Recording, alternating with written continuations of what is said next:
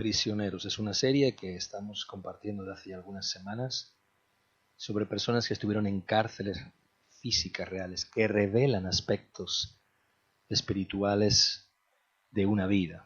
Hoy vamos a ver una historia pues difícil de poder a veces comprender y entender, pero de un hombre que vivió no una prisión, vivió muchas prisiones. Gran parte de su vida la vivió prisionero por causa de su testimonio de lo que él era y significaba. Él comenzó como profeta profetizando muy joven en los días del rey Josías, un precioso rey que con 8 años ya reinaba sobre Israel. Un rey que con 16 años empezó a hacer reformas en Israel en tiempos muy difíciles. Él profetizó sobre el reino de Judá, la casa de Judá, la casa del reino de David, el reino que tuvo los mejores reyes. Ya el reino del norte había desaparecido y entonces el reino de Judá era el único que existía como tal. La intención de Dios era unificar al pueblo, pero el pueblo estaba muy perdido, muy fuera de lugar. Él profetizó 42 años sobre Judá. Intentó despertar al pueblo sobre el juicio que venía y por qué Dios iba a usar a Babilonia por causa de que ellos no querían torcer sus brazos. El problema de este profeta es que por mucho que habló y dijo, no le hicieron caso. Es uno de los profetas fracasados porque profetizó 42 años a oídos que no querían escuchar. Pero él fue fiel a lo que Dios le dijo. En algunos momentos, como dice el capítulo 20 de su libro, él dice que él decidía callar y no decir nada, pero dice que no podía, el fuego no le permitía, ardía en el sentido de saber que iba a ser un hombre de Dios. Si todavía no sabes qué profeta es, te voy a dar algunas pistas más porque no te lo voy a decir todavía. Él vivió tristezas, angustias, dificultades, peligros, pero realizó lo que Dios le dijo que tenía que hacer. Vio morir a Josías, un precioso rey, en manos de Necao, el faraón egipcio, porque Josías se metió en una guerra que no le correspondía, pero murió, un precioso y hermoso rey. Vio a su hijo Joacaz, que fue llevado en cautiverio a Egipto y duró 3 meses en el poder. Vio después a su otro hijo, Joacín, que reinó y que también fue al destierro. Y después terminó con su otro hijo, el nieto de Josías, Joaquín. Y ya por fin terminó con el último rey sobre el reino de Judá que se llamaba Sedequías, que fue puesto por mano de los babilonios. Él terminó su historia después de un reinado de Sedequías de 11 años en una profunda tristeza. Fue encarcelado, llevado a cárceles y prisiones y vivió abandonado en las prisiones. Es el profeta más sufriente de todos, el que más duramente vivió. Se habla que es uno de los profetas más grandes porque es el profeta llorón. Escribió un libro, Lamentaciones. ¿Ya sabemos quién estamos hablando? No. Isaías, ¿no? Ah, no. ¿De quién? Amén. Gente que estudia la palabra de Dios. Muy bien, el profeta llorón, Jeremías. Ahora, antes de hablar un poquito de Jeremías, quiero hablarles del contexto de Jeremías. Se lo he contado un poquito rápidamente, pero quiero contarles el contexto de la historia de un hombre que vivió bajo la esfera de 3 reinos. Y estos 3 reinos son muy significativos porque son reinos que representan reinados físicos con representaciones espirituales muy considerables. Hasta el punto que cuando yo miro hoy esos 3 reinos que vamos a ver en un momento, en el contexto de la historia de Jeremías, en los 42 años que él profetizó, en ese contexto me doy cuenta que esos reinos y lo que representan esos reinos de forma espiritual tienen una trascendencia actual muy grande. Él vivió la decadencia del primer reino de todos, llamado Asiria, los pueblos de la Mesopotamia, al lado del río Tigris y Éufrates, donde estaba el famoso huerto del Edén. Ahí, en medio de ese lugar y de ese tiempo, vivió un pueblo muy cruel, los asirios. Fue un pueblo súper violento, muy violento, brutal, crueles, violentaban con muchísima fuerza, arrancaban a las mujeres embarazadas sus hijos en vivo, hacían todo tipo de vejaciones contra ellos, de todo tipo de violencia se usó. Todos los pueblos en ese tiempo eran muy violentos, pero los asirios eran emblemáticamente violentos. De ahí surgió una ciudad, Nínive, ¿recuerda usted? Donde Jonás fue a predicar y se arrepintieron. Curiosamente eran muy crueles, pero Dios les permitió un arrepentimiento y lo tuvieron. Es un pueblo muy cruel, pero es un pueblo que tiene una contradicción, es que contrasta con el orden que ellos tenían. Por ejemplo, las ciudades de los asirios eran ciudades muy bien arquitectónicamente establecidas, con mucho orden. Sus palacios eran palacios preeminentes, eran preciosos, bien hechos, eran muy buenos en la arquitectura y la cultura, en el arte. O sea, imagínate, personas que eran capaces de matar lo que se pusiera por el delante de ellos, pero tenían un concepto de orden. Por tanto, el aspecto de Asiria representa la violencia, representa el ponderamiento del hombre, representa la fuerza, el hierro. Esa es la representación de Asiria. El reino asirio, el imperio asirio había machacado a todos los pueblos alrededor y fue el reino que Dios usó para juzgar al reino del norte, que es la parte dividida de Israel, que donde estaba Acab y todos ellos, donde desaparecieron como nación. Y Dios usó a Siria para eso. El rey Laquis, que intentó también hacer lo mismo con el reino de Judá, pero no pudo porque había un rey poderoso llamado Ezequías, Laquis, y mandó a uno de sus súbditos, no me acuerdo cómo se llamaba el general que mandó allí. La cuestión, ¿se acuerdan de esa historia donde sí, ¿cómo? No me acuerdo, es Rasacé, pero tiene un nombre. La cuestión es que él siete al pueblo, entonces se pone allí, insulta al rey, y Ezequías consulta a Jehová, está allí el profeta Isaías, y entonces se ponen en orden y Dios los extermina en una sola noche. Porque no era el plan de Dios que los asirios hicieran lo mismo con el reino de Judá. Les hablo de todo esto porque ustedes son que aman la historia bíblica, ¿verdad? Y les gusta el entender el conocimiento. Yo puedo decir, pues esto, pero quiero expresarles porque la historia bíblica no es una historia casual, tiene muchos significados. Así que, número uno, el primer imperio que nos encontramos, con el que Jeremías tuvo que batir, aunque ya en el fin de su tiempo, fue el reino de la violencia, el reino del ponderamiento del hombre, de la fuerza, del orden humano, de los reinos humanos. Asiria representa eso en la Biblia. El segundo reino es Egipto. Egipto estaba siendo levantado como el imperio más importante de aquel tiempo y se levantó un competidor, los babilonios. Entre Egipto y Babilonia, todos los pueblos alrededor, como unos estaban en el norte y otros en el sur, todos eran conquistados, saboteados, esclavizados, torturados por los egipcios y los babilonios.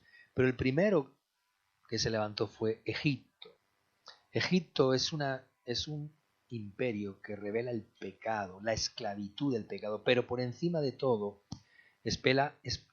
apela a la esclavitud económica. Precisamente los egipcios fueron los primeros pueblos que empezaron a generar tributo a sus conquistas. No se conformaban solamente con avasallar, matar. A ellos no les preocupaba tanto matar gente, les preocupaba tener súbditos que para que los dejasen en paz tenían que pagar tributos e impuestos. ¿Te suena a ti la palabra impuesto? ¿Te suena? Cuando yo era niño y yo estudiaba, me acuerdo sociales en la escuela, hablaban de los impuestos y yo le preguntaba al profesor, ¿y qué son impuestos? Bueno, las cosas que los hombres pagan para que los pueblos puedan subsistir y los gobernantes y demás. Y me acuerdo que le preguntaba a mi profesor Basilio, pero en España nosotros no tenemos impuestos porque yo no veo que nosotros paguemos a nadie nada. Decía, ay, es que eres muy niño para no saberlo. Pero sí hay muchos impuestos. Pues los impuestos de cuando yo tenía 10, 12 años, nada tienen que ver con los impuestos de ahora. Antes teníamos un impuesto que se llamaba ITE. No saben lo que estoy hablando yo usted. El ITE era un 3% de todo producto que se vendía. Hoy tenemos un 21% de IVA. El impuesto al valor añadido. O sea, cuando está incluido es porque ya te lo añadieron, no es que se les escapó, no, está ahí, añadido.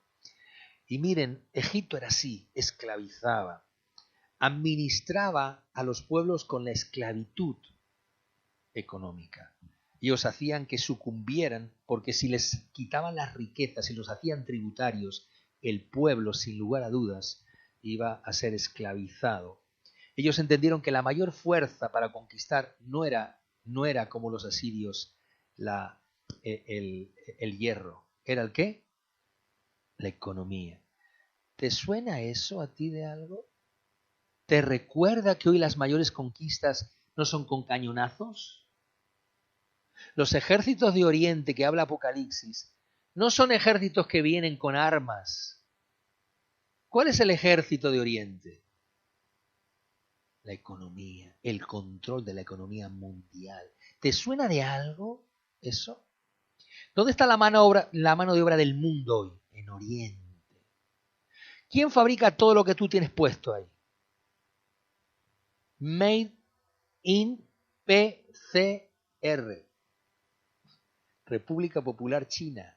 Porque si ponen Made in China suena feo, pero si ponen la gente no sabe lo que es eso. Es hecho, fabricado en la República Popular China, y en Malasia, y en Indonesia, y en Taiwán, y en Tailandia. ¿Te suena a ti eso? Y en Vietnam.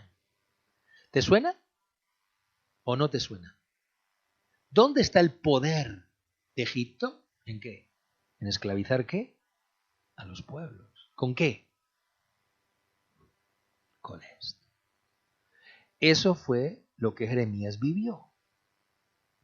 Sedequías no quería pagar, y Joacaz no quería pagar, y el primer hijo de Josías no quiso pagar, y a los 3 meses lo sacaron, porque no quería pagar tributo. Y llegó el faraón y lo sacó del poder. O sea, manejaban pueblos y naciones. Tercer imperio, Babilonia. Babilonia es muy particular porque Babilonia revela el espíritu religioso. Fueron los primeros imperios que establecieron la divinidad de sus reyes. Aunque Egipto consideraba al faraón como un dios, los babilonios establecieron aún que se les adorase como dioses. ¿Se acuerda usted de Nabucodonosor? ¿Qué hizo él? ¿Una estatua para qué? Para que todo el mundo claudicara y adorase. Por tanto, los babilonios tienen y representa el espíritu religioso, la opulencia, la altivez, la soberbia, pero sobre todo la idolatría. La idolatría. ¿Por qué quisieron matar a Daniel? ¿Por qué quisieron meter en el horno de fuego a los 3? Porque querían obligar a la idolatría. Por tanto, Babilonia representa ese espíritu religioso que gobierna. ¿Qué fue lo que destruyó Nabucodonosor cuando salió de Jerusalén? El único que había hecho eso. Los demás pueblos habían golpeado a Israel, pero ninguno había tocado lo que Babilonia tocó. ¿Qué fue?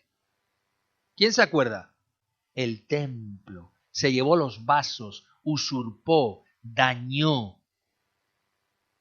Eso hizo Babilonia. Babilonia destruye el templo de Dios.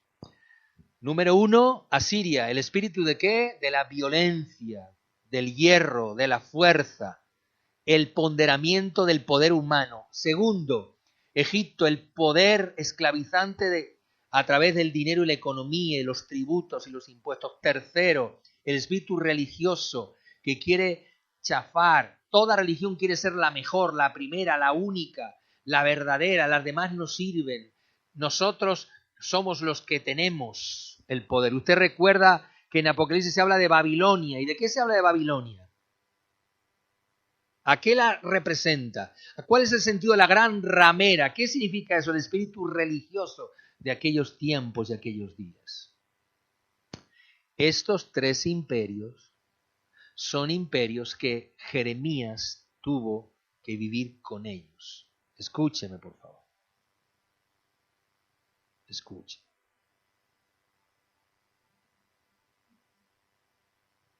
Estos 3 imperios tuvieron una dosis muy significativa en afectar al cuarto imperio que hay aquí. Es Judá, Israel, el pueblo de Dios. Fue tan significativo lo que esos 3 imperios hicieron en Jerusalén y en su pueblo, que Jeremías no pudo compartir el mensaje de Dios, y aunque lo compartió, nunca lo escucharon, porque esos imperios habían cauterizado las conciencias de las naciones a las que conquistaban.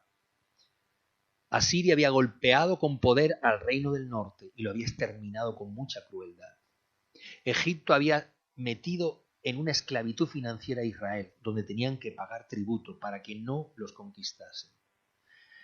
Y Babilonia, que iba a ser el próximo que iba a venir sobre ellos, iba a acabar con su religión, con el Dios de Israel, iba a acabar con el templo, iba a usurpar, iba a llevarse los vasos sagrados y consagrados a Dios. Exterminó el templo, acabó con él, mató a troche y moche, se llevó lo mejor. ¿Puede usted decirme si en este tiempo esos espíritus no se asemejan a lo que vivimos hoy? ¿Cuál es hoy la capitalía de nuestras vidas? Dios no existe, el hombre puede, el hombre lo puede todo, la violencia. ¿Usted ve violencia sobre la tierra? ¿Usted no ve el espíritu de Asiria? El hierro, el golpe, el control que ofreces por violencia. ¿Qué es lo que el mundo ha intentado combatir por años? Las dictaduras. ¿Ha podido? No ha podido. No ha podido. Hay dictadores que todavía están en el poder y gobiernan con hierro y no les importa matar. No hay imperios que quieren gobernar con la economía y el dinero y avasallar a la gente. Cuando yo veo cuánto cuesta la gasolina hoy y cuánto costaba el año pasado, más de un 45%. ¿Es que ha subido tanto la barril de petróleo? ¿Es que no hay petróleo? Hay para 100 años, más que vamos a durar. Pero amado, aquí hay algo que va mucho más allá de solamente decisiones económicas. Se trata del control sobre los pueblos y la gente. ¿Acaso usted no ve un espíritu religioso que ha hecho que la gente se olvide de Dios? Ha ponderado religiones y ha hecho fortalezas haciendo que la gente olvide de Dios. Una persona me dijo el otro día, una de las razones por las que yo no me caso no es porque no crea en el matrimonio. Dice, el problema es que lo que no creo es en la religión. Me han cansado. Me dijo, ¿por qué tienen que cobrar para que yo me case? ¿Usted sabía que se paga para casarse? Aquí no, ¿eh? Pero es así. Que pagar. Y eso te habla precisamente de las cuestiones de estos espíritus, de estos reinos que están aquí. El poder y el control de Asiria, la esclavitud económica de Egipto y el poder religioso y la idolatría de Babilonia. Y al lado un reino decaído como el de Judá, el gran rey David, si hubiera estado en esos tiempos, qué diferente hubiera sido las cosas, ¿verdad? Si David hubiera estado ahí, no se hubiera acercado ni uno de esos pueblos. Dios hubiera respaldado a ese rey. Josías, si hubiera resistido un poco, si no se hubiera metido en berenjenales, si no hubiera ido a la guerra en el momento que no tenía que hacerlo. Necao venía por el sur, venía para el norte para enfrentarse a Babilonia, pero el rey de Judá, Josías, pensó que era por él y tal, se metió y lo mató, lo asesinó. Un gravísimo error, porque era un precioso rey. Qué distinto si Josías hubiera reinado más años. Pero había un plan de Dios en todo esto. Asiria golpeó, Egipto esclavizó y Babilonia exterminó, acabó y deportó a todos. Egipto impuso tributos, impuso impuestos. Babilonia destruyó el templo, la relación de Dios con su pueblo. Saqueó los pueblos y se llevó a lo mejor de los pueblos. ¿Sabes qué hizo Babilonia? Se llevó a los príncipes, a los principales de las ciudades. ¿Qué dice Isaías? En el capítulo 3 habla de que un día iban a ser quitados los gobernantes, los capitanes, la gente, los ancianos, los espléndidos, los buenos, los poderosos. Tú eres un estudiante bueno. Imagínate que estás estudiando muy bien y te ofrecen una beca para ir a Estados Unidos a seguir estudiando, ¿tú te irías? Dime. Hay gente que ni se lo piensa, inmediatamente. En un tiempo se llamaba fuga de cerebro. ¿Usted sabe quién es el psiquiatra más importante de los Estados Unidos de América actualmente? El hombre que más tesis ha dado sobre psiquiatría y que trabajó mucho en los atentados del 9/11. El doctor Rojas, un español que lleva más de 50 o 40 y tantos años siendo el jefe de la psiquiatría en esa ciudad. Un español. ¿Qué hace allí? ¿Qué hace allí? Imagínense qué hace allí. Lo que no pudo hacer aquí. Babilonia quiso formar una élite de gente y establecer una política religiosa a su manera. Aquí me adoran a mí. Y si no te haces de esta forma, tú no llegas al reino de Dios. ¿Tú sabes que hay sectas que dicen que si no eres de su iglesia no eres salvo? ¿No hay gente que dice que si no eres bautizado en la iglesia no te vas al cielo? La violencia arruina a la gente y de verdad el empoderamiento de los hombres y las dictaduras imponen que la gente tenga miedo al control de la fuerza.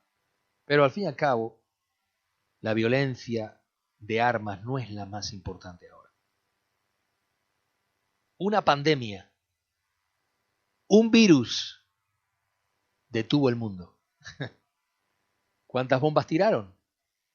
¿Pudieron ir con los cazas F-16 a tirar bombas a ver qué podían hacer? ¿Fueron los tanques a combatir contra este virus? ¿De qué sirvió el armamento pesado que tenemos en España y en otros países? ¿La OTAN pudo hacer algo? ¿Qué tal si deciden tirar 10 virus más como el COVID? ¿Qué tal? Simplemente con que hagan eso.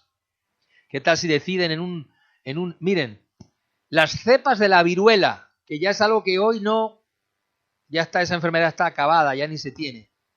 Si se liberasen las cepas de viruela que tienen, que las tienen que seguir teniendo por si acaso algún día hay alguna situación y tienen que seguir investigando para que evolucione la vacuna, si las liberasen, se considera que mataría más de 1.500 millones de personas en el mundo. Porque no estamos inmunizados a eso.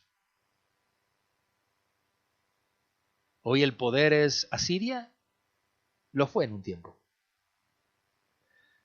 Egipto esclaviza más con sus impuestos, con el control económico, porque debilita, porque se entroniza, porque se hace fuerte con la economía, porque se hace grande. Babilonia destruye, y destruye mucho, porque el poder religioso ha destruido a la gente. Lo más difícil de las personas cuando hablas de Dios es que te dicen, no, si yo soy cristiano. ¿Cristiano de qué? ¿Tú vas a la iglesia? No, hace mucho que no voy. ¿Y tú amas a Dios? Bueno, sí, yo creo en la religión de mis padres. No, yo sí, yo quiero. Como me dijo el otro día una persona, como si así me vas a hacer evangelista. Y le dije, no, yo no te voy a hacer evangelista. No, tú tienes una religión, quédate con ella. Yo lo que quiero es que tú ames a Dios, que seas una hija de Dios. Eso es lo que yo quiero. No, esto no es una conversión a una religión. La religión destruye a la gente. Es el enemigo más grande de Dios.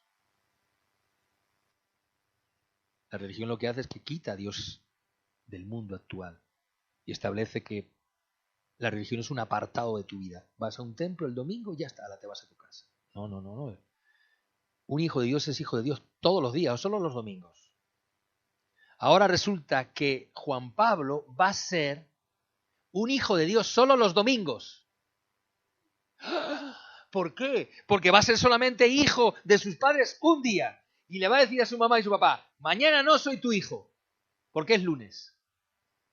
¿A qué no puede hacer eso? Porque es hijo ¿cuándo? Todos los días. Así que tú eres hijo ¿cuándo? ¿Un día o todos los días? Entonces, ¿es el domingo que eres un hijo de Dios y el resto un hijo del diablo? ¿O cómo es la cosa? La religión ofrece gente que tenga una manera de acallar su conciencia. Ves el domingo, vas allí, te sientas y te vas. Ya callaste tu conciencia. El resto de la semana, haz tu vida. Cara B. ¿Se acuerda usted de la cara B? Pues si no lo sabe, conéctese en las mañanas a la oración y sabrá usted mucho de la cara B. Porque ese es el espíritu de este siglo, la cara B. Religiosidad.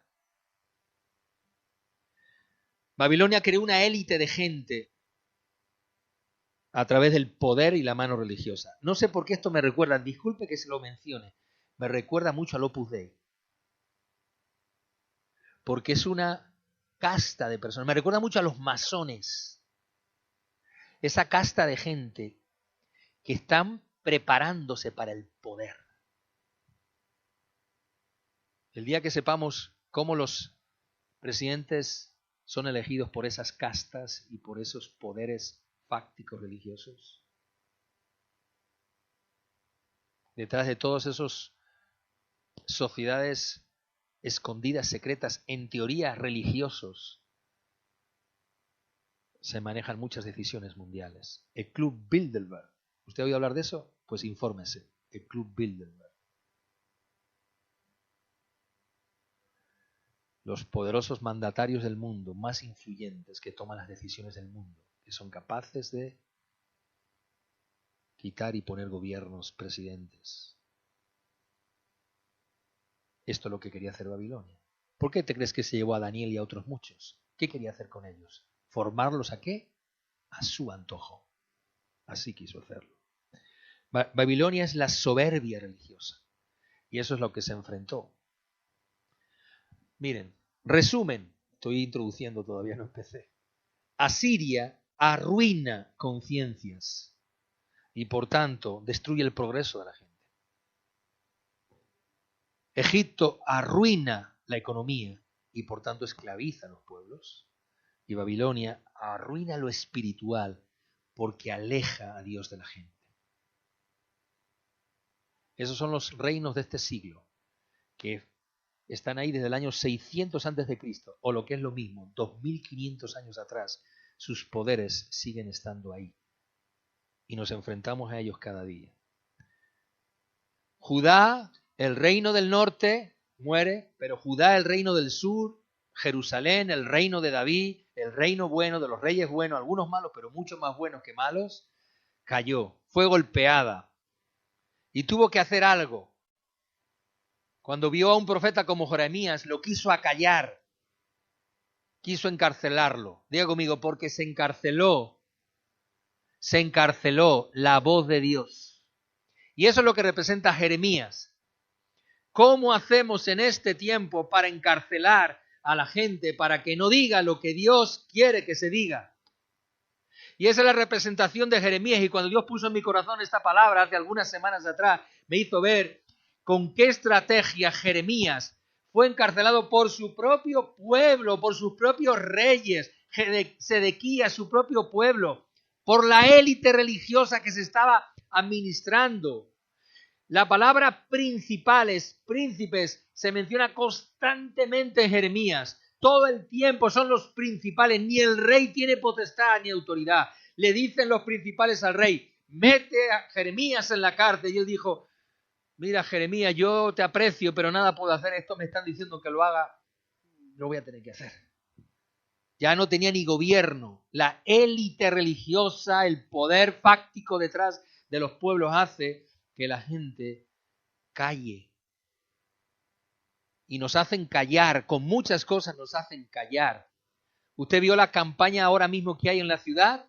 Los millones que habrán gastado para una campaña que es el Ministerio de Igualdad, la favorita ministra mía, la que mejor me cae de todas, la que cuando llegó al poder dijo, ahora tendremos un gobierno feminista, y se está cumpliendo a cabalidad. Ha puesto hecho una campaña donde es bonita entre medios, pero es muy subliminal por el otro lado, donde habla, tú como hombre también tienes tu obligación, y pone a un enfermo con un hombre que le está dando de comer, como diciendo, cuidar enfermos no es solo cuestión de mujeres, tú también tienes que cuidar a enfermos. Entonces, no es malo porque está hablando de algo bueno, pero detrás de eso hay otras enseñanzas. Mírelo, mírelo, si está en la calle, está repleto la ciudad.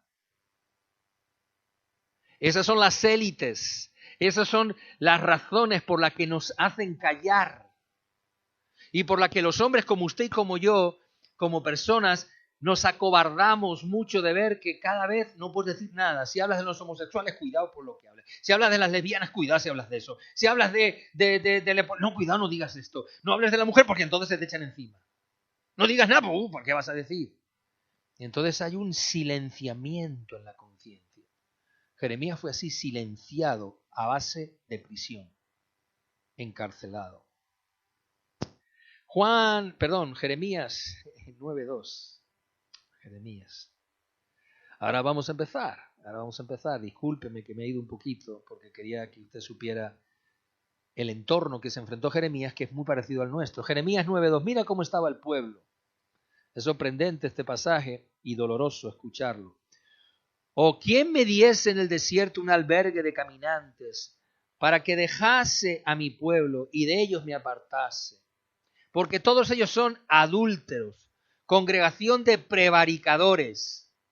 Hicieron que su lengua lanzara mentiras. No se fortalecieron en la verdad. Me han desconocido, dice Jehová. Mire la condición del pueblo. Están callando la verdad, están acallando la palabra, han metido en torpeza a la gente, no quieren que yo hable, la espiritualidad está en decadencia, hay gente corrupta, desenfrenada. Los profetas activos, mire usted, qué curioso. Si hubiéramos tenido 5 profetas de este calibre hoy aquí, miren, en los días de Judá había 5 profetas contemporáneos que estaban profetizando. Jeremías, Sofonías, Abdías, Nahum y Habacuc. 5 profetas de este calibre predicando y hablando. Y la gente no escuchaba.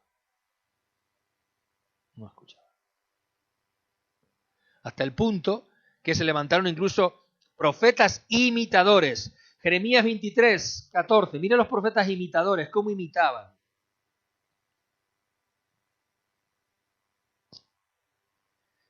Y en los profetas de Jerusalén he visto torpezas, cometían adulterios, andaban en mentiras, fortalecían las manos de los malos, para que ninguno se convirtiese de su maldad. Me fueron todos ellos como Sodoma, y sus moradores como Gomorra.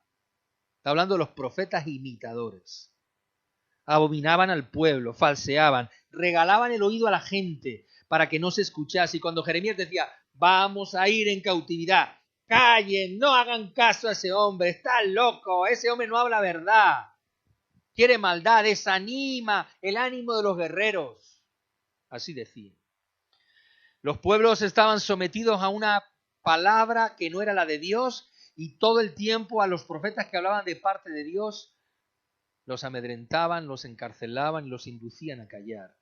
El rey Sedequías fue un rey débil, debilitado, temeroso, vacilante, que no gobernaba nada, era gobernado por sus propios principales y por una élite que ya se había encargado de establecerse como un poder por encima del poder.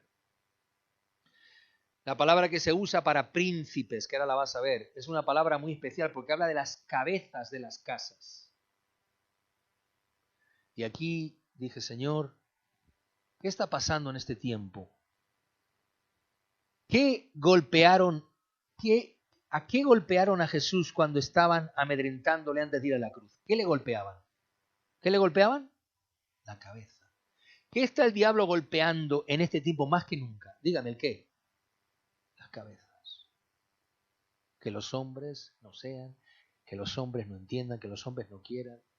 Cuando pienso en Emerge y veo personas del otro lado del mundo que piden vacaciones para estar aquí, vacaciones sin derecho a sueldo. O sea, te vas, vale, pero no cobras.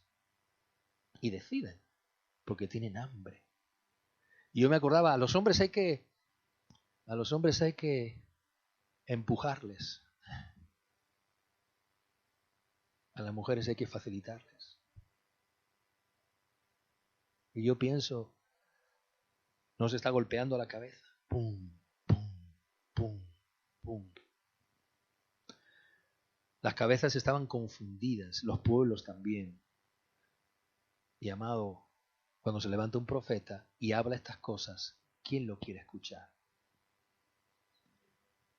La prisión de Jeremías fue esa, el silencio. Callar, calla, no te metas, no digas nada.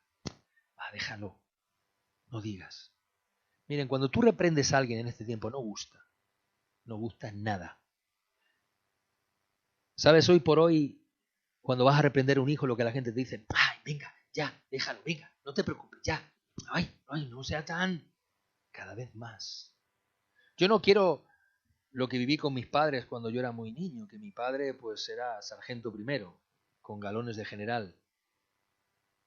Nos miraba y ya está, suficiente. Tampoco quiero eso. No fue un mal padre, pero uff.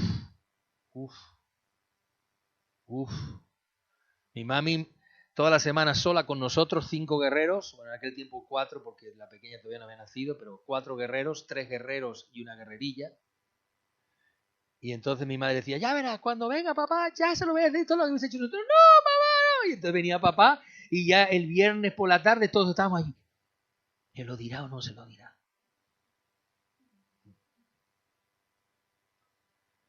¿Y hoy? Si un hijo le dice a su papá, ¿qué me vas a pegar? ¿Y si te denuncio? Fíjate lo que le dice. Las prisiones del silencio, donde no queremos que se hable, no queremos que reprendan. No, aquí no hay que reprender. Cállate, no digas nada, estate quieto, cállate. A mí me apela mucho la injusticia, mucho, y a veces yo no me puedo callar con las injusticias. Esté en la calle, en el banco, en la carnicería o en la fila del supermercado. A mí la injusticia no me va. Y por eso a veces mi esposa me dice, cállate. Digo, no puedo callar. No. Amado, usted no puede callar lo que está pasando en este tiempo. Usted no puede estar encadenado por no decir la verdad. No puede hacer eso. No, tiene que decirlo. Tiene que expresar. A Jeremías lo encadenaron. No querían que expresara, no querían que dijera, no querían que hablara. No. Lee conmigo Jeremías 38. Para que veas cómo lo encadenaron, cómo lo apresaron. ¿Quiénes fueron los que lo apresaron? No fue el rey. Jeremías 38. Avíseme cuando estemos en la hora buena, crucial. Jeremías 38. Así ha dicho Jehová, el que se quedare en esta ciudad morirá a espada o hambre o pestilencia, mas el que se pasare a los caldeos vivirá, pues su vida le será por botín y vivienda. O sea, le dijo, bueno, tenéis 3 cosas que podéis hacer. Jeremías 38, versículo 2.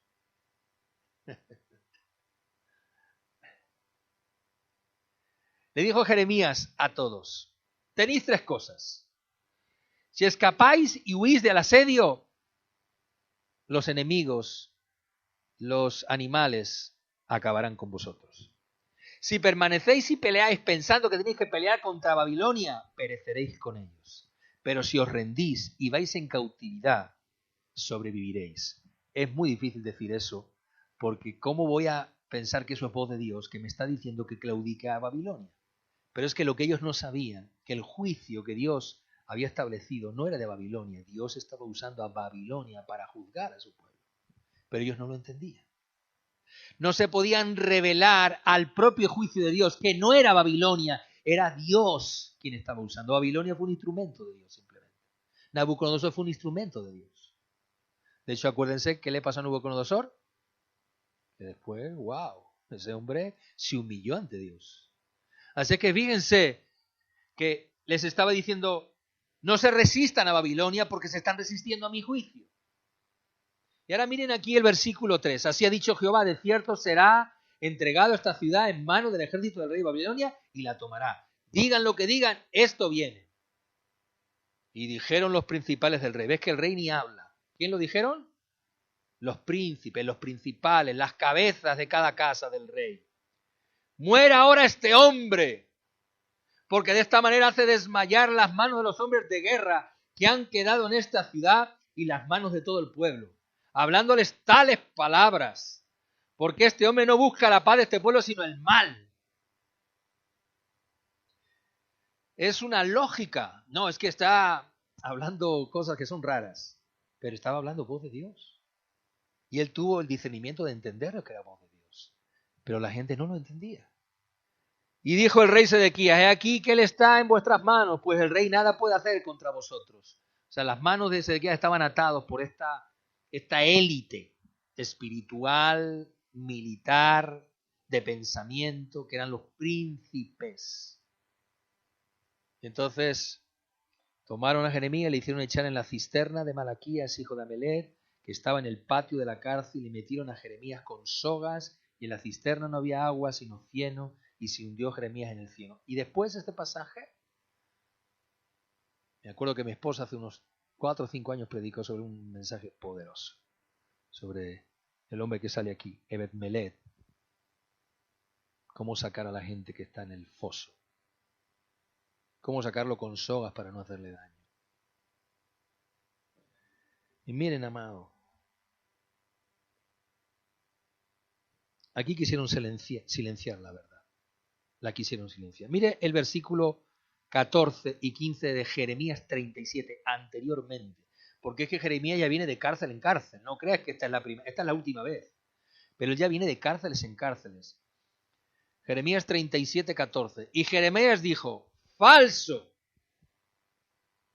No me paso a los caldeos. Pero él no los escuchó, sino prendió Irías a Jeremías y lo llevó delante de los príncipes. ¿De quién? De los príncipes, que mandaban más que el rey. Y los príncipes se airaron contra Jeremías, le azotaron, le pusieron en prisión en la casa del escriba Jonatán, porque le había convertido en cárcel. O sea, esto no es Jeremías la primera vez en la cárcel, esto es Jeremías una y otra vez, porque dijo: falso. Y se hubiera callado. ¿Qué le hubiéramos dicho nosotros por prudencia testimonial? Jeremías, calla, no digas nada. ¿Cómo vas a hablar así?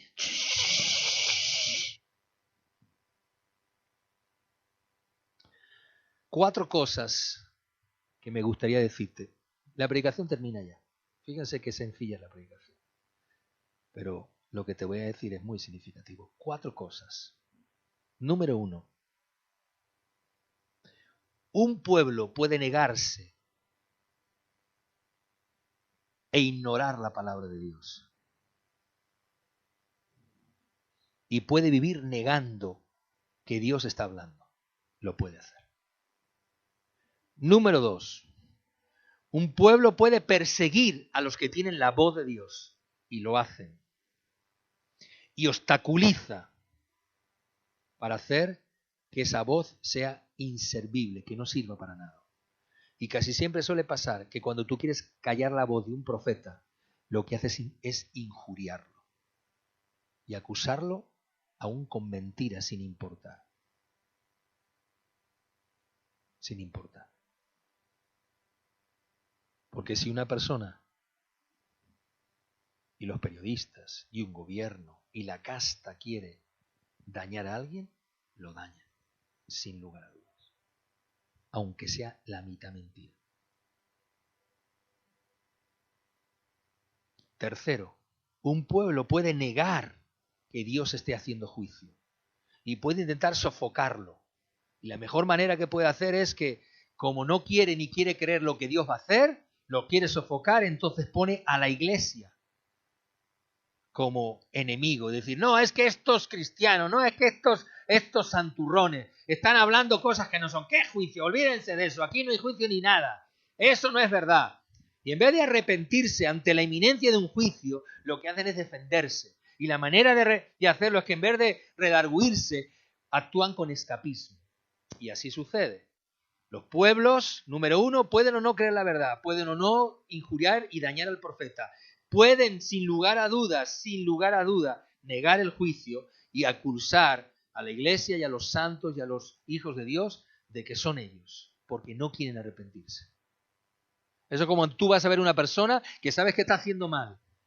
Y cuando le dices se está haciendo mal, te dice, ¿y tú qué? Y dices tú, pero no estamos hablando de mí, estamos hablando de ti. ¿Qué hace? Como no quiere arrepentirse ni quiere hacer nada, entonces se mete contigo. Entonces te das cuenta que al final la palabra no le llega. Cuarta cosa. Puede haber un arrepentimiento que suceda de una forma externo y puede parecer que la persona se arrepintió. Pero en lo fondo, en lo interno, no han sido cambiados ni han transformado. No hay sumisión a Dios. Los dos grandes elementos que combinan el cambio de una persona es la sumisión y la humildad y la transformación del corazón. No valen palabras, tienen que haber hechos. Y hasta que tú no veas a alguien sometido, sumiso a Dios y en un proceso de transformación, no puedes constatar que está cambiando. Lo hemos dicho muchas veces, los milagros no cambian a la gente. Yo lo he visto y usted con sus propios ojos. Lo he visto, pero no una vez, muchas veces. A las personas que más Dios les ha hecho milagros de una forma increíble, las he visto rebelarse contra el mismo Dios. Y yo digo, Señor, ¿cómo es posible esto? ¿Cómo es posible? Esto es el fundamento de por qué hay que callar a Jeremías.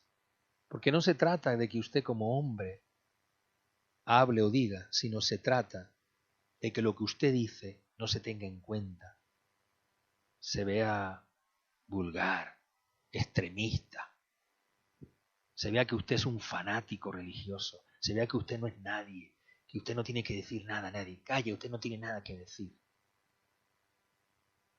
Por algunos años usted y yo hemos podido comprobar de qué manera sencilla, brutal, se puede callar la voz de Dios. Y esa es la mayor tristeza. Hay mucha gente que aprende la palabra, pero no la vive. Y hay mucha gente que practica la religión, pero no cambian sus corazones. Y es lo que Jeremías vivía, que la gente no cambiaba. No quería cambiar. Si callamos la verdad, el triunfo de la maldad es inevitable. Si dejamos que la gente siga haciendo maldad y no la denunciamos, el fracaso es inevitable. A veces no es fácil, pero tienes que decirlo. A veces es mejor callar porque así no te metes con nadie, pasas bonito. Mira, en esta vida no se puede ser bonito. A veces hay que jugártela. No se puede. ¿Qué tal si tú te enteras que un empleado está robando en tu empresa? ¿Tú qué harías? Dime, ¿qué harías? Dímelo. ¿Es fácil? No, no es fácil. Si lo denuncias, te van a decir que eres ¿qué? Un chivato, un no sé qué, un no sé cuánto. Pero tú sabes que está robando sistemáticamente.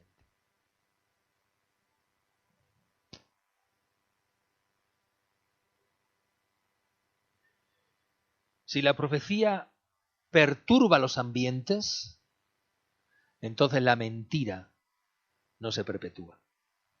Por eso en un ambiente profético, con voz de Dios, las mentiras duran muy poquito. Mi esposa tiene un texto bíblico hace muchos años que dice,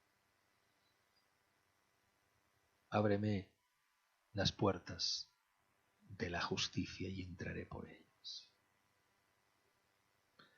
Y esperar la justicia no es fácil, pero como en tu boca haya una voz profética, amado, la mentira no se va a perpetuar. La peor cárcel es la verdad conocida que te niegues a hablar.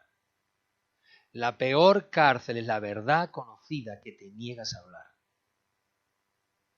Si tú conoces, sabes que algo está dañando tu casa, tu familia, tu pueblo, tu gente, tu trabajo, tu entorno, no puedes estar encarcelado al silencio.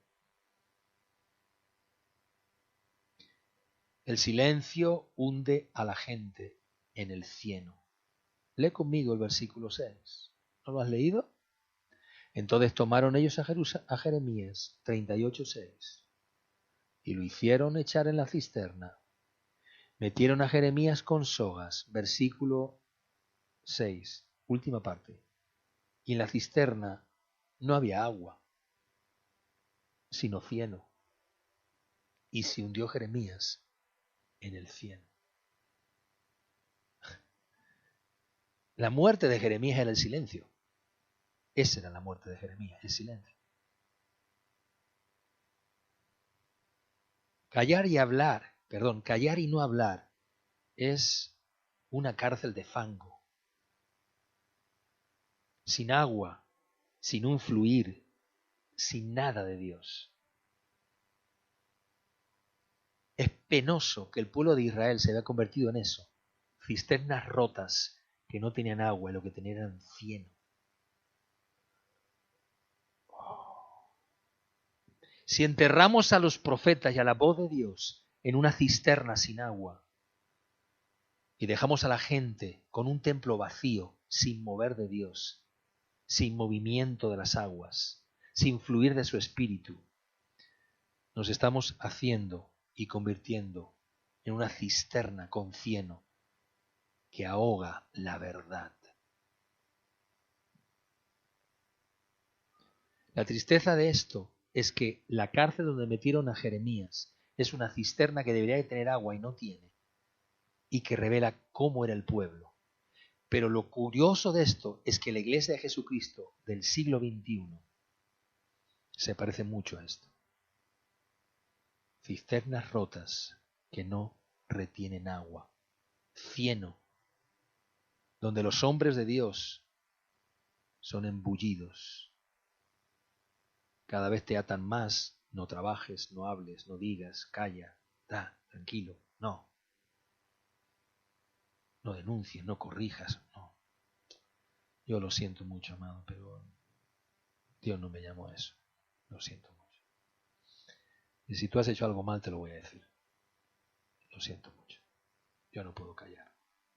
Yo no puedo esperar con pañitos calientes a la gente. No se puede hacer eso. Hay que soportar a veces lo que te tienen que decir a ti a la cara, para que tengas valentía un día para también decírselo a otros. No se puede, amado. Porque si la iglesia se convierte en un fango donde derrite la verdad de Dios, la cisterna no tiene agua.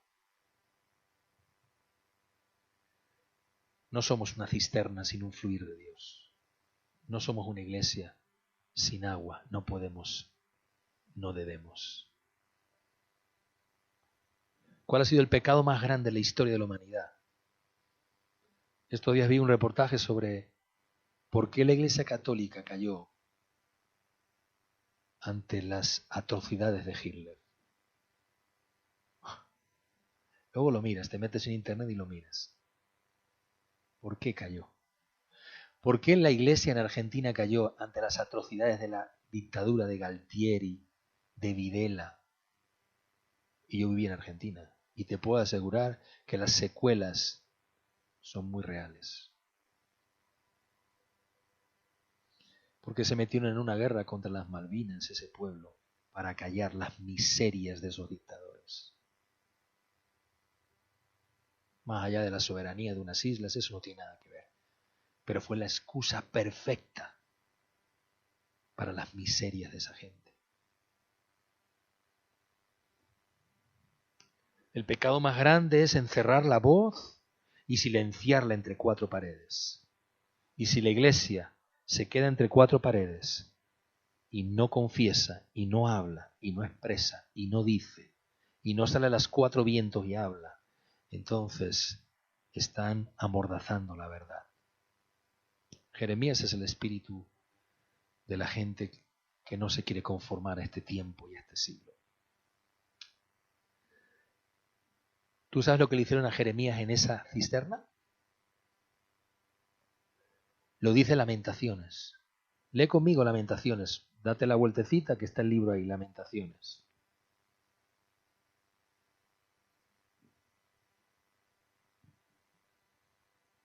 Lamentaciones.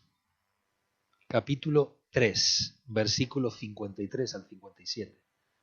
Jeremías está lamentando. Ezequiel está hablando como profeta. Todos están confesando el lamento de estar en Babilonia. Mira lo que dice Lamentaciones, capítulo 3, versículos 53 al 57. Ataron mi vida en cisterna, pusieron piedras sobre mí, aguas cubrieron mi cabeza, y yo dije, muerto soy. Invoqué tu nombre, oh Dios, desde la cárcel profunda. Oíste mi voz, no escondas tu oído al clamor de mis suspiros. Él se estaba ahogando, cada vez metiendo más en el fango y el agua le iba cubriendo y no sabía, no tenía, imagínate lo que es el fango, no tienes dónde agarrarte, te vas sumergiendo, no tienes firmeza. Te acercaste el día que te invoqué, dijiste, no temas.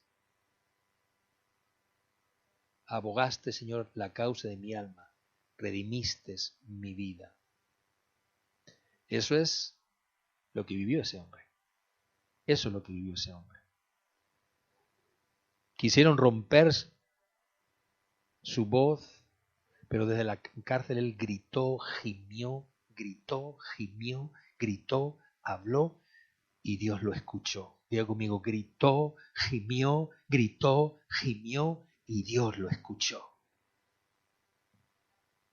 Porque, amados, si te callan la voz, no solamente es una voz profética, te callan la alabanza, te callan la adoración, te callan el sentir de Dios, te callan tu confesión, te callan todo. Diga conmigo, es silencio, dile, es silencio por oposición. Cállate, porque no me gusta lo que me dices. Lo más difícil de reprender a alguien o de aconsejar o de soltar es cuando te quieren callar porque no les gusta lo que les dices. El fango es el fruto del impío. Bíblicamente el fango representa el fruto del impío. El mayor error es hundirte por tu propio silencio. Ese es el mayor error. La prisión que calla la verdad de la gente. El fango que hunde a las personas. No tienen dónde agarrarse. Han perdido su voz. De la cárcel de silencio no se puede salir con esfuerzo, porque cuanto más te mueves, más te hundes. De la cárcel del silencio solamente se sale invocando el nombre de Dios. Ahí lo dice, invoqué el nombre de Dios. Invoqué tu nombre, versículo 55. Invoqué tu nombre. Y la palabra invocar sabes muy bien cuál es. Es alguien que llama a Dios por su nombre porque lo conoce. Y Dios lo identifica porque también lo conoce a él y actúa. Invoqué tu nombre, Señor. Se sale gritando, clamando a un Dios que escucha. Es una resistencia de espíritu, no física. En un lugar de fango, cuanto más te mueves, más te hundes. Tienes que estar en quietud, en reconocer a Dios. Estás escuchando que te atrapan y te meten en el silencio, pero tú sigues clamando y diciendo, tú me escucharás, tú eres Dios de verdad, tú lo harás, tú me sacarás, tú harás prevalecer la verdad, tu palabra va a prevalecer por encima de todo. Alabo tu nombre, te bendigo en este día. ¿Por qué salió Pablo y Silas de la cárcel? Porque invocaron el nombre de Dios en su aflicción. Invoca el nombre de Dios ahí en tu trabajo, donde estés, aunque estés ahí metido, que no quieren que hables, que no quieren que digas, que te tienen atormentado, que ves tantas injusticias. Habla, confiesa, habla, cree, di, espera, habla, dilo. Ahí, Padre, ahí. Dios está escuchándote, no calles.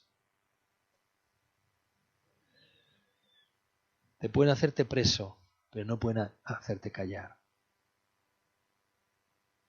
Puede ser que la mayor prisión no es la física, es el silencio que te imponen. El silencio de tu voz es la prisión más profunda, porque si no alabas, si no oras, si no clamas, si no invocas, te dejan sin defensas. Los sitios son los lugares, son las estrategias militares para hacer que un pueblo sea rodeado y no pueda salir. Pero hay un lugar donde no puede haber ningún sitio. ¿Sabes cuál es? El cielo. Jamás se puede sitiar el cielo, jamás se puede sitiar la altura. Te rodearán, pero tú el cielo lo tienes abierto. Clámale, díselo, ahí, donde estás, ahí, Señor, mi casa, mi familia, mis hijos, sí, la verdad de Dios va a prevalecer. Hazlo, hazlo, hazlo, hazlo, confiesa, habla. Yo le digo a personas, habla positivo, por favor, deja ya de hablar. No, ya, deja de hablar así. Ya, no hace falta más mítines políticos, ya los hacen los políticos. Ya. Habla bien, habla el bien de Dios. Háblalo de Dios, eso es lo que hay que hablar. Cuando des un consejo a alguien, no lo des bajo la lógica, dáselo conforme a lo que Dios dice. La lógica ya la conocemos. No hay trabajo, está muy mal. No importa que esté muy mal. ¿Sabe la alegría que a mí me ha dado hoy la noticia de una persona con trabajo? Porque yo he escuchado la agonía de su esposa y he escuchado, yo le he dicho, Dios lo va a hacer, Dios lo va a hacer. Se lo he dicho todo el tiempo, Dios lo va a hacer, Dios le va a dar, Dios lo va a hacer. Tranquila, Dios lo va a hacer porque te ama a ti, porque ama el propósito, porque sabe muy bien que quien Dios bien sirve, Dios bien le sirve. Y lo hará, lo hará, lo hará. Ya sabes dónde está la oficina de empleo. En la casa de Dios, sirviendo a Dios. Donde sea, en cualquier ámbito, pero sirviéndole. Esa es la oficina de empleo. Sírvele, sírvele, sírvele. Si estás desempleado porque la situación es esta, bueno, sírvele, adora a Dios. No te metas en el silencio de ver que las cosas no sucedan. No calle en tu voz, nadie lo haga. Ni el espíritu babilónico, ni el espíritu religioso de Babilonia, ni la fuerza de Asiria, ni la esclavitud. No importa que tengamos que pagar impuestos, que ganas al mes y cuando llevan 3 días ya no tienes nada. No importa. No me esclavizarán. No quitarán mi diezmo, mi ofrenda, mi generosidad. No lo van a hacer. No lo harán. Y Dios se encargará. Llénate de fe en este día.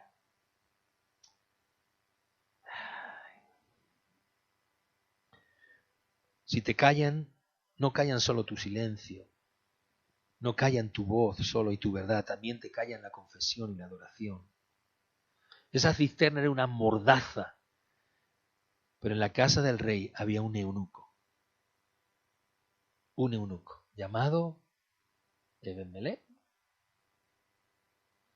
¿Cómo se llama el eunuquito este? Ebed-Melech, que en realidad significa siervo de Melech, porque en realidad el término es Obed, de donde viene el término siervo, siervo de Melech. Un eunuco. Y ese eunuco es muy especial. Lo primero, porque un eunuco es alguien de confianza al lado del rey. ¿Usted sabe por qué eran eunucos? Porque estaban al lado del rey, veían a las mujeres del rey, veían a las concubinas del rey y eran sus siervos. Y bañaban a las concubinas, ayudaban. Y entonces eunuco, para evitar tentaciones, se acabó la fiesta. Daniel era un eunuco. Daniel era un eunuco del rey. Es muy duro eso. Pero eran gente de confianza, influyentes, de gran valor. Ese hombre habló. Apreciaba la voz de Dios y dijo, oh rey, tienen a Jeremías y lo van a matarlo. Déjame que lo saque de ahí. Él estaba preocupado porque el pueblo no hacía caso, pero se preocupó por la voz de Dios. ¿Sabes algo? Siempre va a aparecer un eunuco cuando tú estés en la peor de las situaciones. Siempre va para hacer a alguien. Fíjese, un eunuco es alguien que parece no tener fruto, ni generación ni descendencia. El día que inauguramos este lugar, este sitio, vino un hombre a predicar aquí. ¿Y sabes cuál fue su mensaje? Que esta casa estaba llena de eunucos de Dios.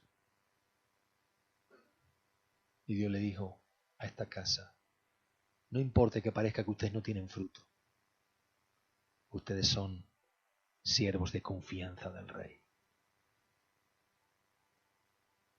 Se necesita valor para consolar a quienes intentan amenazar e intimidar. Se necesita valor para eso. Se necesita ser un buen siervo para que el Rey te escuche, si no, no te escucha. Se necesita valor. Pero ¿sabes qué le pasó a este hombre? Que cuando Nabucodonosor acabó con Judá y Jerusalén, ven conmigo al 39, Dios saca a Jeremías, lo libra y se acordó del eunuco. Diga conmigo, Dios se acordó de los eunucos. Y mira esto, léelo, simplemente léelo. Espera antes de leerlo. Fíjate, lo vamos a leer juntos. No he dicho los versículos todavía. Los tengo escondiditos. Usted sabe que a mí me gusta esconder los versículos. Miren esto, escuchen aquí. Mírenme, por favor. A lo mejor tú no eres Jeremías. Y a lo mejor tú no eres un profeta porque no tienes ese oficio. Pero a lo mejor eres un eunuco que va a salvar a muchos profetas y a muchos que tienen voz de Dios. A lo mejor eres un eunuco porque tú crees que en tu vida nunca has dado fruto. A lo mejor nunca predicaste, no estuviste en un púlpito, a lo mejor nunca has compuesto una adoración a Dios, quizás a lo mejor eres una persona que te sientas en la iglesia y crees que no has hecho nada.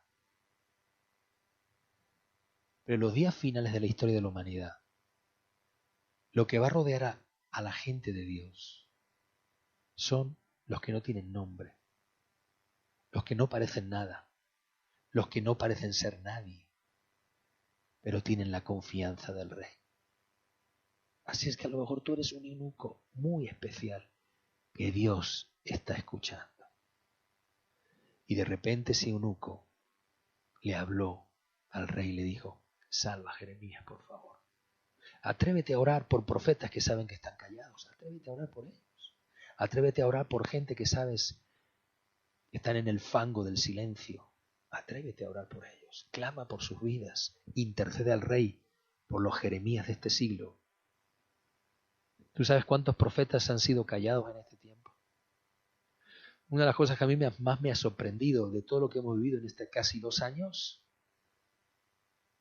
es que se escuchan muy pocas profecías de lo que ha pasado y de lo que va a pasar. Y una de las razones es porque ya nadie se atreve. Ya nadie se atreve. Porque se han dicho tantas cosas que no han pasado y que no eran. Y ahora ya nadie se atreve. Pero Jeremías sigue siendo el espíritu de muchos hombres. Pero hay eunucos. Hay gente que quizás tú crees, como tú, que nunca has hecho nada ni has sido nadie. Yo no he sido nadie. Bueno, este hombre no era nadie. No tenía nada, ni hijos, ni esposa, ni nada. Su única misión era servir los caprichos del rey, atenderlo. Pero el Emelec se acercó y le dijo, dice que era un eunuco y encima etíope, que había puesto en Jeremías la cisterna y estando sentado el rey a la puerta se le acercó. Salió y habló al rey. Imagínate, un hombre que los eunucos no salían de las casas del rey. Los eunucos permanecían porque eran los siervos del rey. Y cuando el rey estaba en la puerta de Jeremías, no, de Benjamín, estaba ahí sentado, él sale y dice, oh rey, ¿tú sabes cómo está? ¿Tú sabes cómo está Jeremías? Se va a morir como no lo saques de ahí.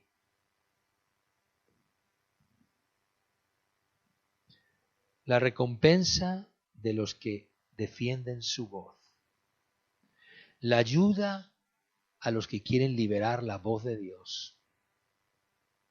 Liberó la voz de Dios, pero se liberó a sí mismo. Liberó a otro, pero se liberó a él.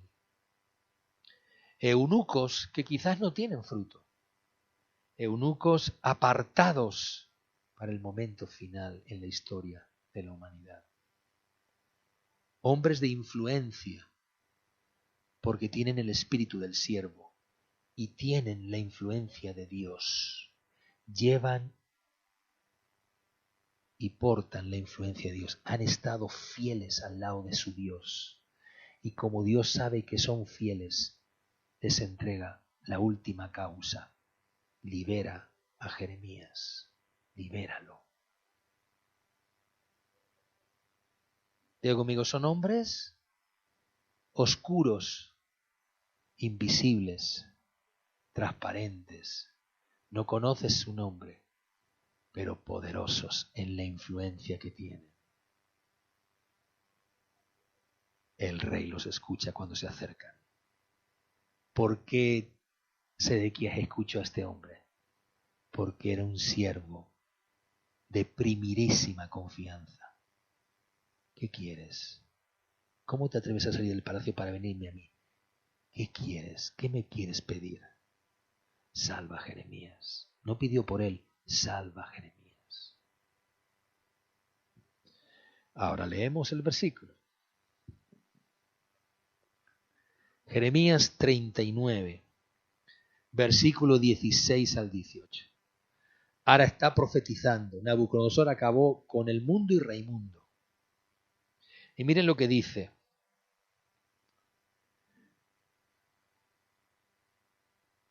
Ve y habla a Ebed-Melech, etíope, diciendo: así ha dicho Jehová de los ejércitos, Dios de Israel. Curioso la manera de hablar. He aquí yo traigo mis palabras sobre esta ciudad para mal y no para bien. Y sucederá esto en aquel día en presencia tuya. Tú lo vas a ver, muchacho. Pero en aquel día yo te libraré, dice Jehová, y no serás entregado en manos de aquellos a quienes tú temes. No te preocupes, porque ciertamente te libraré y no caerás a espada, sino que tu vida te será por botín, porque tuviste confianza en mí. ¿Sabes qué palabra significa tuviste confianza en mí? Porque pude confiar en ti. No es como se traduce ahí, porque yo me di cuenta que pude confiar en ti para que fueras a Sedequías y librases a mi profeta. ¿Qué tal los eunucos en los cuales Dios confía para darle el cometido de sacar de las prisiones a los profetas? ¿Usted se acuerda los días de Acab que hizo? Condenar a los profetas, matar a los profetas, encadenar a los profetas. Usted que el espíritu de Babilonia, el espíritu de Asiria y el espíritu de Egipto, de esos tres reinos poderosos que todavía se mantienen espiritualmente, no quieren matar a los profetas, no quieren acallar la voz. Se ha puesto al lado de Dios en este día hombres y mujeres de plena confianza, en los cuales tú, Dios, confías. Perdóname, al menos a mí, porque yo no sé si tú confías en mí. No sé, perdóname si quizás yo he estado encarcelado en prisiones y mazmorras. Perdóname si yo he callado mi voz. Perdóname, porque quizás a lo mejor he tenido que hablar y callé. Perdóname, no sé más, no puedo más, ni sé cómo más hacerlo. Rodéanos de hombres y de personas y de eunucos que parecen así, oscuros, no porque son de maldad, sino porque no se ven, no se les ve. Son sin fruto, aparentemente no son nadie, pero son personas en las cuales Dios pone su confianza. Gracias, oh Dios, por los hombres de confianza en el tiempo final, por los eunucos. No tienen grandes casas, ni grandes coches, ni grandes cosas, ni grandes nada. Han vivido solo para servir a su rey. Su misión ha sido estar al lado de él y han visto las intimidades de su rey y han callado. Pero llegó un momento que se dieron cuenta que estaba amenazado el pueblo porque estaban matando a los profetas y lo defendieron. Gracias en esta tarde. Muchas gracias. En el nombre de Jesús.